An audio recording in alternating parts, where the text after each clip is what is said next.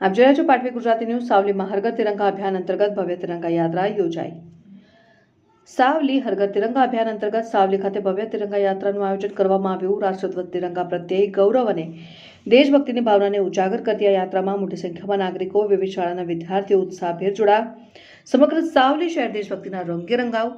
તિરંગા સાથે યોજાયેલી યાત્રાનો પ્રારંભ સાવલી કુમાર શાળા ખાતેથી Yamunotri hospital, Savli police station નજીક સરદાર વલ્લભભાઈ પટેલની પ્રતિમાઓને પુષ્પાંજલિ અર્પણ કરી પૂર્ણ થઈ હતી.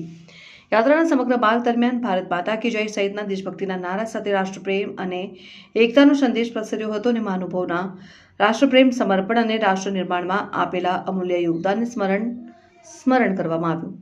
તિરંગા યાત્રામાં ધારાસભ્ય શ્રી કેતનભાઈ નામદાર, તાલુકા પંચાયત પ્રમુખ, પ્રાંત અધિકારી શ્રી આર.જે. શાહ, મામલતદાર શ્રી પ્રણવ પરમાર અને અધિકાર કર્મચારીઓ, એનસીસીના કેડેટ્સ, વિદ્યાર્થીઓ અને સાવલી શહેર અને તાલુકાના મોટી સંખ્યામાં નાગરિકો જોડાયા હતા.